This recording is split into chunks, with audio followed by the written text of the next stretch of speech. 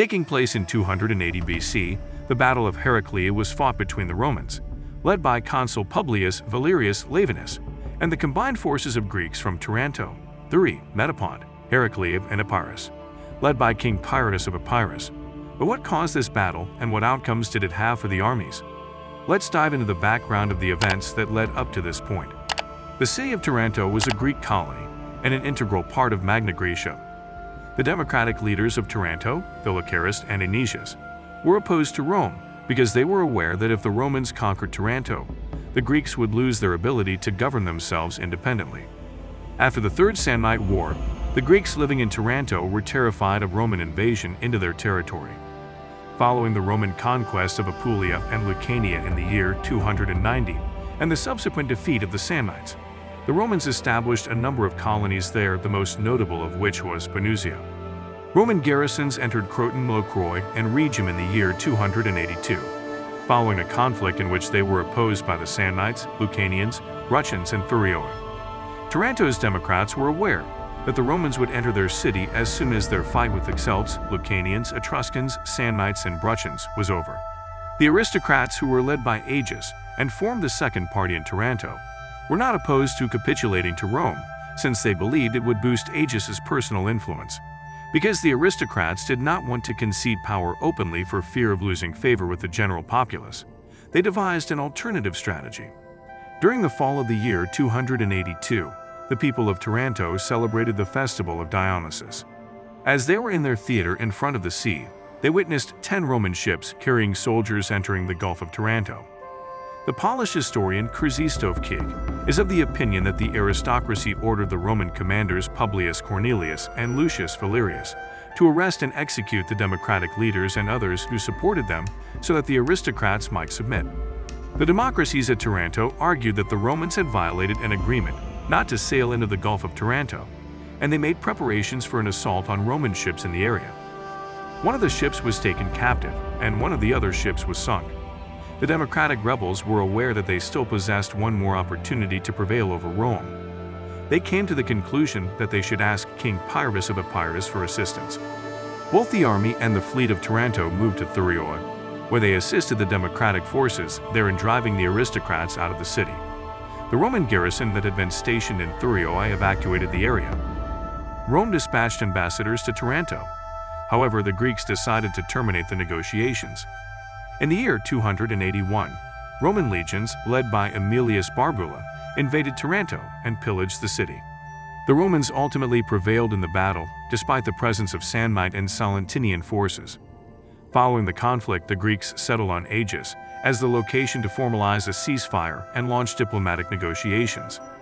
These discussions were also terminated when 3,000 soldiers from Epirus, commanded by Milan, entered the town. The Roman consul withdrew his forces and was forced to suffer losses as a result of the Greek ships' attacks. Pyrrhus came to the conclusion that he owed Taranto assistance due to the fact that they had previously assisted him in capturing the island of Corcyra.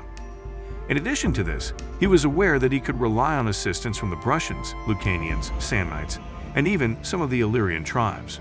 His ultimate objective was to conquer Macedon, but he lacked the resources necessary to assemble an army at the time. After assisting Taranto, he intended to travel to Sicily and launch an assault on Carthage. Once he had defeated Carthage and taken control of southern Italy, he would have amassed sufficient wealth to fund the organization of a formidable army and the conquest of Macedonia. Preparation. Before Pyrrhus departed Epirus, he requested ships and money from the king of Syria and from Antigonus Gonatas of Antioch. He also borrowed some phalanxes from the king of Macedonia. In addition to this, the Egyptian monarch guaranteed the delivery of 9,000 men and 50 elephants. While Pyrrhus was away, these forces were responsible for defending Epirus. Despite the fact that the Greek monarch was unconcerned about the Greeks living in Italy, he could recruit soldiers in Greece. This was done because the Greek king wished to avoid a war with Epirus. In the spring of the year 280, Pyrrhus successfully landed in Italy with no casualties.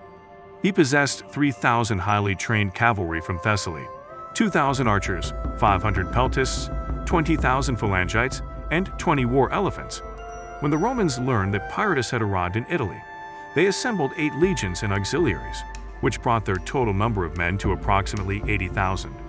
They split it up into 4 separate armies. One army, which Barbula was in charge of, was given the mission of distracting the Samnites and the Lucanians to prevent them from joining Pyrrhus' army. They were transported to Venusia. A second army remained behind to protect Rome.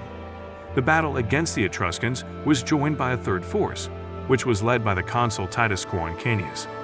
Valerius Levinus led the way for a fourth army that marched on Taranto under their command. They'd also pillaged the territory of Lucania. Pyrrhus refrained from making a move against the Romans while he awaited the arrival of troops from his allies. As soon as he saw that reinforcements would not be arriving, he made the decision to engage in combat on a plain close to the river Siris, which was located between Pandosia and Heraclea. Pyrrhus waited there after taking up a position. Before the battle, he dispatched emissaries to the Roman consul with the intention of presenting the idea that he might mediate disagreements that arose between Rome and the people living in southern Italy. He guaranteed that his friends would acknowledge him as a judge, and he wanted the same recognition from the Romans. The Romans did not grant his request and instead moved onto the plains to the right of the Siris River, where they established their camp.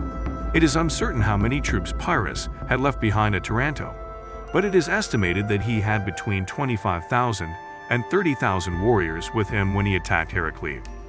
He took up position on the left bank of the Siris, thinking that the Romans would have trouble crossing the river, which would give him more time to plan his assault and prepare for it. He stationed some light infantry units near the river to alert him when the Romans began to cross, and intended his initial assault with cavalry and elephants. The Romans began crossing the Siris before dawn. The Roman cavalry attacked the Greek scouts and light soldiers that were stationed on the flanks of the Roman advance, forcing them to flee. When Pyrrhus found out that the Romans were about to cross the river, he led the cavalry of Macedonia and Thessaly against them. His infantry, which included both light and heavy infantry, peltasts and archers, also started their march. The Roman combat formation was successfully disrupted by the Greek cavalry. Pyrrhus' peltasts and archers opened fire, and his phalanxes charged forward to begin their assault. The phalanxes launched 3 attacks, while the infantry of the Roman army responded by launching 3 counterattacks. The phalanx was successful in penetrating the initial Roman lines, but it was unable to pursue Roman units without splintering its own formations, leaving itself vulnerable to counterattacks. After noticing that the line of Roman infantry was beginning to crack, Pyrrhus ordered his elephants to launch an assault. When the Romans saw elephants, it frightened them, and their cavalry declined to charge. After this, Pyrrhus' cavalry charged the Roman infantry on the wings of the formation. The Roman army ran away, and the Greeks took the Roman camp. The legions that had survived made their way back to Venusia. The Romans suffered a total loss of 7,000 troops and had thousands more taken captive. On the other hand, Pyrrhus suffered a loss of only 4,000 men. Following the conflict, Pyrrhus received assistance from southern Italy in the form of reinforcements. Roman soldiers under the command of Decius Vibelius, who was hailed as the new ruler of Rhegium, carried out a massacre against the Greeks of Rhegium who had expressed an interest in joining him. Pyrrhus started his invasion of Etruria by marching there. He took control of a number of the smaller towns in Campania, and his armies pillaged Latium. When he encountered another Roman army led by Corunciatus in Agnani, which was only 2 days away from Rome, he was forced to halt his advance. Pyrrhus was concerned that he did not have enough soldiers to battle, and he was aware that Lavinus and Barbula were most likely following close behind him. Instead, he retreated, and the Romans did not pursue. This brings us to the end of this video. If you liked the video, please consider subscribing and sharing so we can keep bringing more content like this. Also, let us know your thoughts in the comments below. See you next time.